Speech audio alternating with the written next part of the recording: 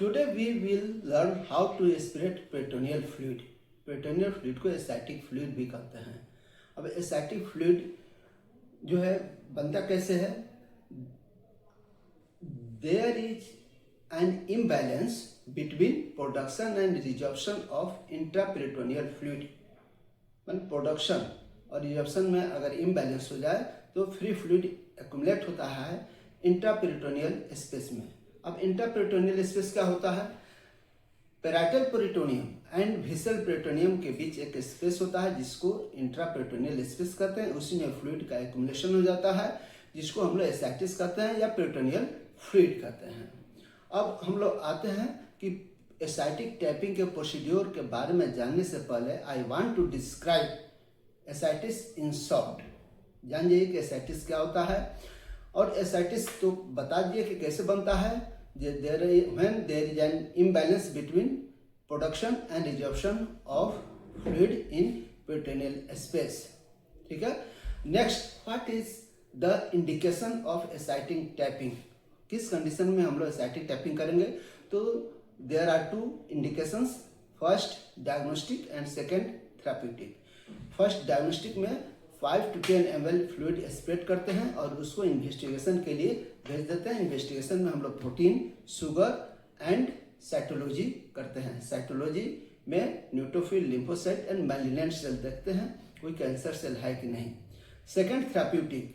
Therapeutic में हम लोग अगर मैसिव पेरिटोनियल फ्लूइड इकट्ठा हो जाए जिससे पेशेंट को डिस्कम्फर्ट होने लगे, जैसे बैठने में, खाने में या फिर सोने में, तो उसको इस डिस्कम्फर्ट से रिलीफ देने के लिए हम लोग 1 सिटिंग में अबाउट 2 लीटर फ्लूइड को स्प्रेड करते हैं जिसको हम लोग कहते हैं therapeutic.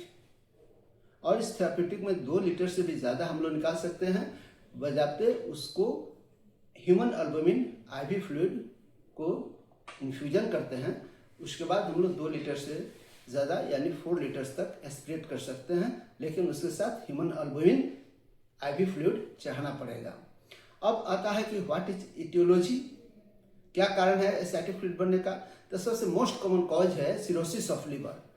Cirrhosis of liver chronic alcoholic patient को होता है, या फिर हेपेटाइटिस बी या हेपेटाइटिस सी के जो पेशेंट रहते हैं उनको सिरोसिस ऑफ लिवर होता है। सेकेंड कॉज है ट्यूबरकुलस पेरिटोनाइटिस यानी पेट का टीबी, एंड थर्ड कॉज है अब्डोमिनल मैलिग्नेंसी यानी कि पेट का कोई कैंसर हो।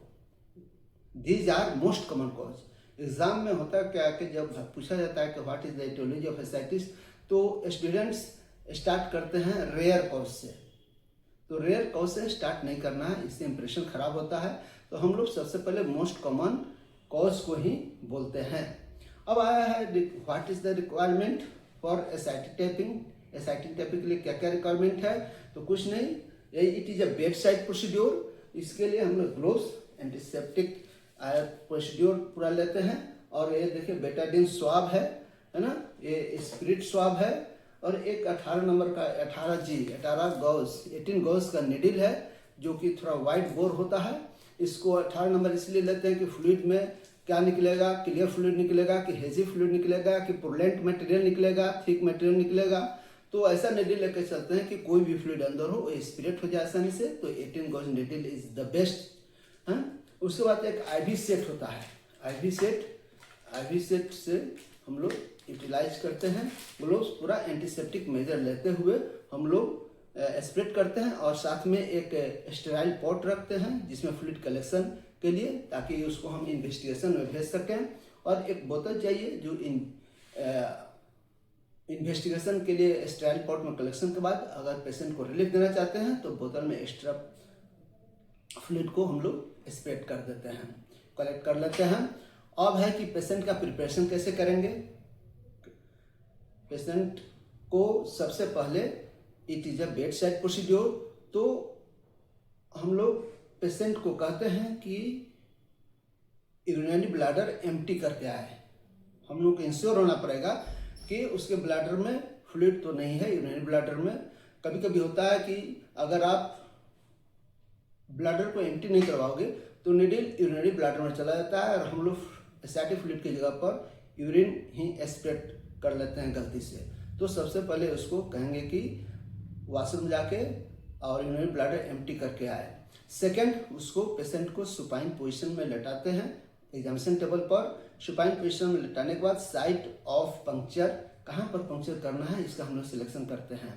फर्स्ट साइट है अम्बिलिकस के 2 सेंटीमीटर नीचे मिड लाइन में, एंड सेकंड है आपको एंटीरियर सुपीरियर इलियक स्पाइन से अम्बिलिकस तक लाइन ड्रॉ करते हैं और एंटीरियर सुपीरियर इलियक स्पाइन से 3 या 4 सेंटीमीटर ऊपर हम लोग नीडल इंसर्ट करते हैं पेरिटोनियल कैविटी में। और this is the best site in right iliac fossa 3 to 4 centimeter above the anterior superior iliac spine, because यहाँ पर करने से जो inferior epigastric vessels है जो गुजरता है वो उसको हम लोग टच नहीं कर पाते हैं, उससे बहुत दूर रहते हैं। तो इससे सेफ्टी साइट है इलियाक फोसा में इंसर्ट करने से, और दूसरा कि इंटेस्टिनल परफोरेशन का चांस कम होता है। तो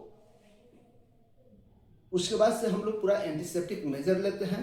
साइट का सिलेक्शन हो गया और वहाँ पर हम लोग कॉटन स्प्रिट और बेटाडीन से पूरा क्लीन करने के बाद लोकल एनेस्थीसिया भी दे सकते हैं। कोई कोई पेशेंट रिक्वायर करता है कि दर्द ना हो तो 2% जाइलोकेन हम लोकली इन्फिल्ट्रेट कर देते हैं।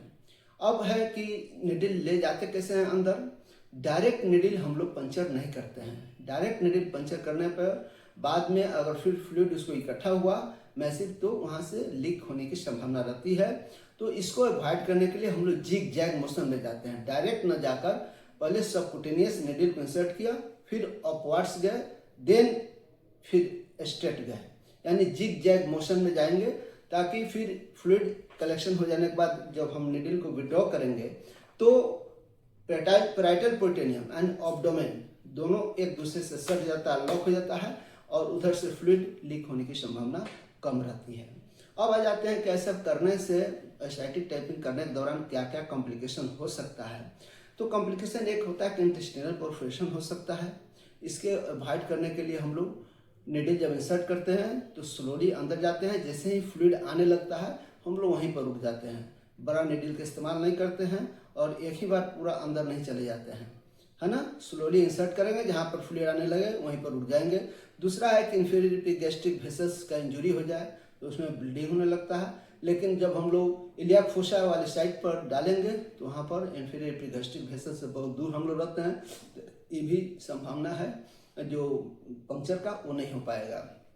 तीसरा है persistent leakage from that puncture site, और कभी कभी पंक्चर साइट से लीक होने लगता है फ्लूइड। जब पेशेंट को मैसिव फ्लूइड इकट्ठा हो जाता है, एसाइटिक फ्लूइड मैसिव इकट्ठा हो जाता है, तो इससे बचने के लिए वही जिगजैग मोशन में हम लोग चलते हैं।